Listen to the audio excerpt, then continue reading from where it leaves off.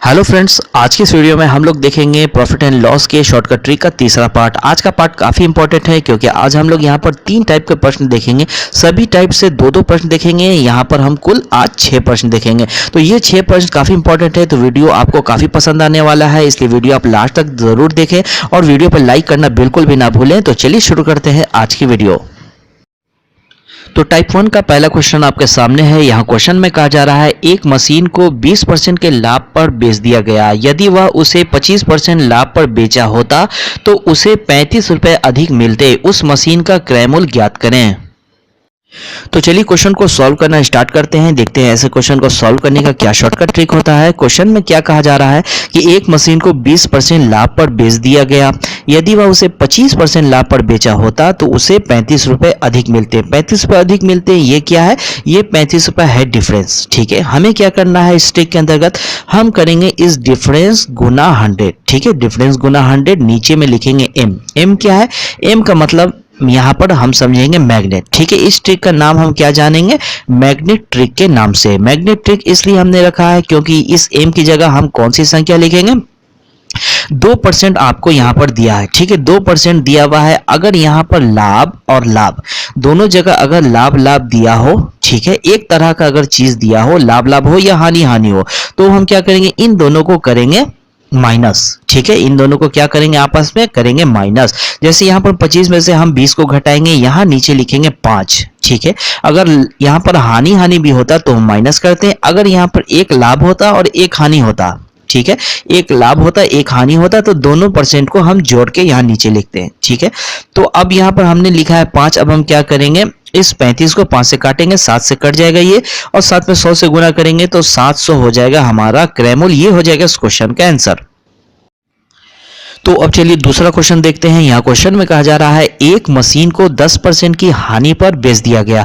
यदि उसे 15% लाभ पर बेचा जाता तो उसे 50 रुपए अधिक मिलते। उस मशीन का क्रय मूल्य ज्ञात करें। तो चलिए क्वेश्चन को सॉल्व करते हैं उसी मैग्नेट ट्रिक से। हमें यहाँ पर क्या देखना है? सबसे पहले हमें देखना है कि डिफरेंस कितना है। डिफरेंस यहाँ पर 50 रुपए का है, तो 50 में गुना करेंगे हम 100 और नीचे कौन सी संख्या लिखेंगे? हम देखेंगे दोनों परसेंटेज को। अगर लाभ लाभ दिया होगा तो दोनों को माइनस करेंगे। अगर लाभ और हानि दोनों अलग अलग दिया होगा तो दोनों को जोड़ देंगे। जैसे यहाँ पर इस क्वेश्चन में एक जगह हानि है और लाभ है, तो दोनों परसेंट को हम जोड़ देंगे। तो यहाँ पर क्या होगा? 25% होगा। उसके बाद इस 50 को 25 से काटेंगे तो 2 से कट जाएगा। 100 को 2 से गुना करेंगे तो 200 हो जाएगा क्रय मूल्य। ये हो जाएगा इस क्वेश्चन का आंसर। तो अब चलिए टाइप 2 देखते हैं। टाइप 2 का पहला क्वेश्चन आपके सामने है। यहाँ क्वेश्चन में कहा जा रहा है एक व्यक्ति ने एक वस्तु 10% की हानि पर बेच दिया। यदि उसने 20% कम मूल्य पर खरीदा होता एवं 55 रुपए अधिक में बेचा होता, उसे 40% का लाभ होता। तो वस्तु का क्रय मूल्य ज्ञात करें।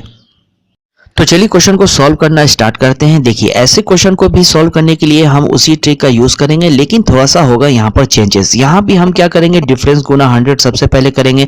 तो यहाँ कितने रुपए का डिफरेंस का बात हो रहा है? यहाँ पर कहा जा रहा है कि यदि उसे वह 55 रुपए अधिक में बेचा होता तो उसे 40% का लाभ होता, अतिरिक्त लाभ होता। ये 55 रुपए क्या है? ये अतिरिक्त है, ये है डिफरेंस। ठीक है, इसे हम मानेंगे ये है डिफरेंस। तो 55 में गुना हम सबसे पहले करेंगे 100 और नीचे हम क्या लिखते थे? वहां तो मैग्नेट ट्रिक हम लगाते थे, लेकिन ऐसे क्वेश्चन में हम क्या करेंगे? दो सेलिंग प्राइस यहां निकलेगा, दोनों सेलिंग प्राइस का लिखेंगे यहां पर डिफरेंस। तो selling price 2 minus selling price 1, तो यहां पर 2 में से 1 घटे या 1 में से 2 घटे, हमें यहां पर दोनों का लिखना है डिफरेंस। ठीक है, तो ये सेलिंग प्राइस निकलेगा कैसे? बस वही हमें देखना है यहां पर। तो चलिए क्वेश्चन में क्या कहा जा रहा है? यदि एक व्यक्ति ने एक वस्तु को 10% की हानि पर बेच दिया, तो 10% हानि पर बेच दिया यानी कि हम मान लेते हैं कि वो वस्तु 100 रुपए का होगा। ठीक है, 100 रुपए का होगा। तो 10% अगर हानि पर बेच दिया है तो वो कितना में बेचा होगा? 10% कम कर देंगे, 90 रुपए में बेचा होगा। ये क्या हो गया? ये हो गया सेलिंग प्राइस 1। ठीक है, अब देखिए अब क्या क्वेश्चन में कहा जा रहा है? यदि उसने 20% कम मूल्य पर खरीदा होता, यानी कि कॉस्ट प्राइस जो यहाँ पर हमने 100 माना है, क्वेश्चन में कह रहा है अगर 20% कम में खरीदा होता तो 100 में से 20 घटा लेंगे, हो जाएगा 80। ये क्या हो गया? ये दूसरा हो गया कॉस्ट प्राइस 80। तो उसे 40% का अतिरिक्त लाभ होता अगर 55 रुपये अधिक में बेचा होता तो। ठीक है, तो यहाँ पर 80 का हम क्या करेंगे? 40% बढ़ा देंगे यानी 140/100 करेंगे। ठीक है, ये दोनों जीरो कट जाएगा, 8 में 14 से गुना करेंगे तो होगा 112। ये हो गया सेलिंग प्राइस 2। हमें यहाँ पर कौन सी संख्या लिखना था, दोनों सेलिंग प्राइस का डिफरेंस, तो सेलिंग प्राइस 2 और माइनस करेंगे सेलिंग प्राइस 1, यानी कि 112 में से हम 90 घटाएंगे तो कितना आएगा 22। यहाँ पर लिख देंगे हम 22।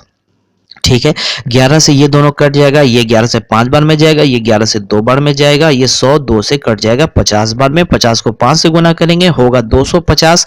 ये हो जाएगा क्रयमूल्य, ये हो जाएगा इस क्वेश्चन का आंसर। तो चलिए इसी टाइप का एक और क्वेश्चन देखते हैं जिससे आपको एकदम क्लियर हो जाएगा। तो यहाँ पर क्वेश्चन में कहा जा रहा है कि एक व्यक्ति ने 10% लाभ पर एक वस्तु बेचता है। यदि उसने इस वस्तु को 10% कम मूल्य पर खरीदा और 3 रुपए अधिक लेकर बेचा होता तो 25% का लाभ होता। वस्तु का क्रय मूल्य बताएं।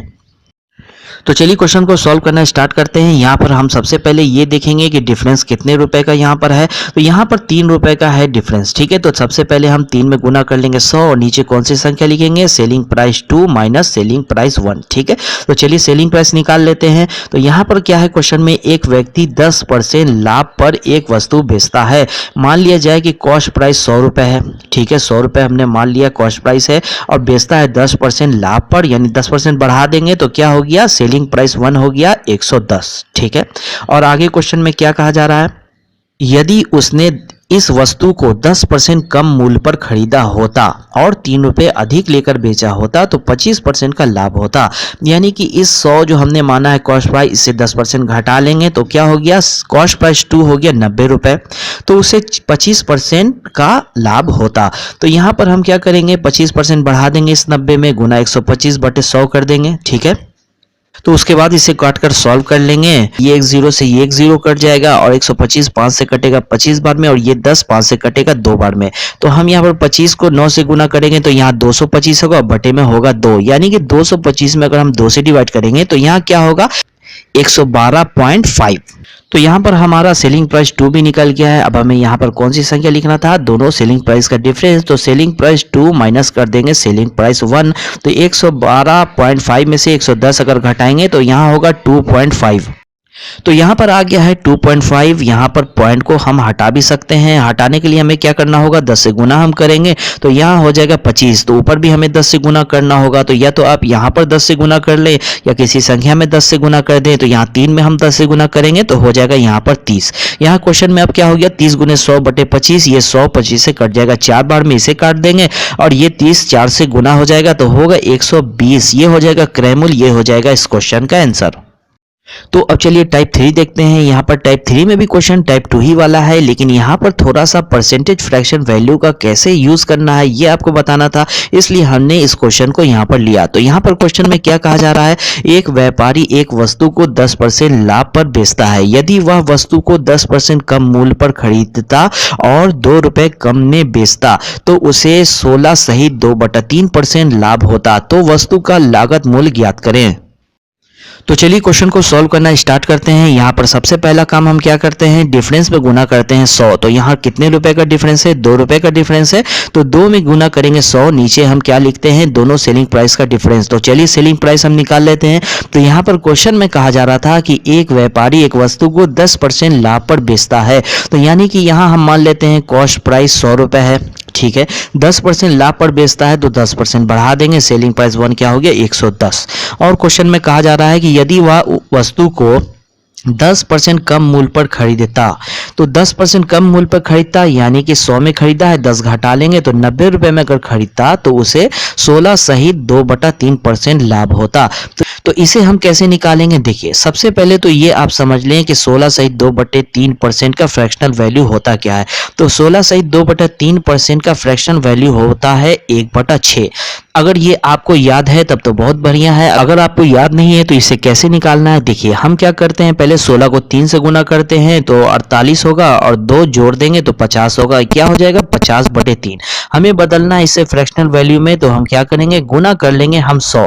तो ये 100 को हम नीचे वाली संख्या से अगर गुना करेंगे तो क्या हो जाएगा, 50/300 हो जाएगा। ठीक है, उसके बाद इसे हम काट लेंगे तो ये कितना से कटेगा, 6 बार में कटेगा, 1/6। तो 16 सहित 2/3% का क्या फ्रैक्शनल वैल्यू हुआ, 1/6%। ठीक है, अब हम क्या करते हैं, यहाँ पर अगर 25% होता था तो हम गुना 125 कर देते थे, अगर 50% होता था तो गुना 150 कर देते थे, यानी कि हम पहले 100% तो निकालेंगे ही और ये 1/6% भी निकालेंगे। तो क्यों ना हम सबसे पहले इसका 90 का 100% ही निकाल लें। तो 90 का 100% 90 ही होगा, तो 90 को हम पहले यहाँ पर लिख लेते हैं और इसमें ऐड क्या हमें करना है, 1/6%। ठीक है, तो 90 का हम 1/6% सबसे पहले निकालेंगे, तो 90 गुना 1/6 हम करेंगे तो ये कितना से कटेगा, 15 से कटेगा।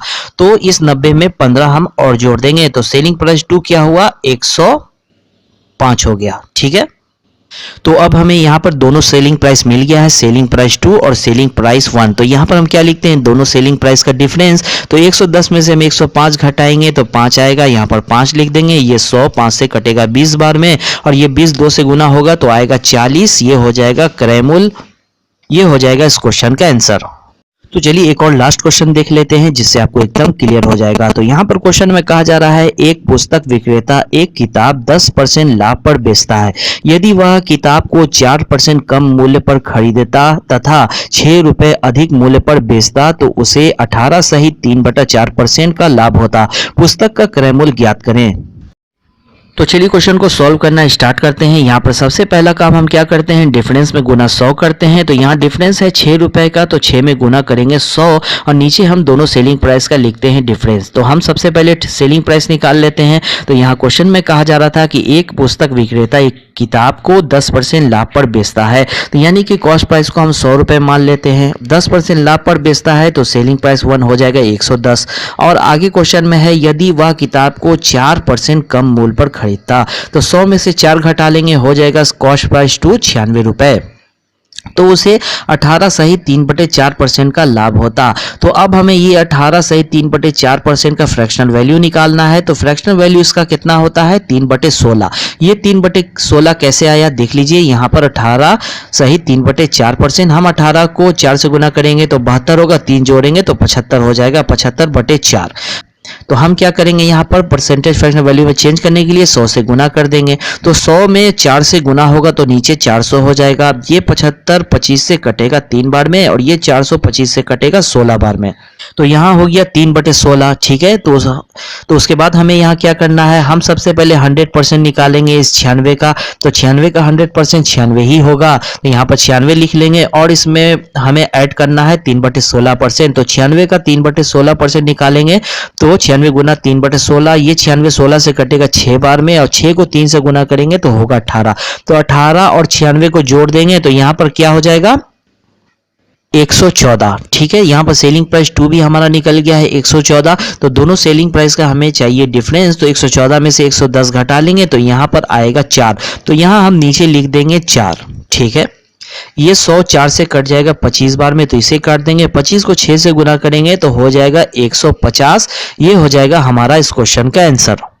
तो उम्मीद है दोस्तों ये वीडियो आपको काफी पसंद आया होगा। वीडियो पर लाइक करना बिल्कुल भी ना भूलें, और अगर इस चैनल पे आप नए हैं तो चैनल को सब्सक्राइब जरूर कर लें। Okay, thank you.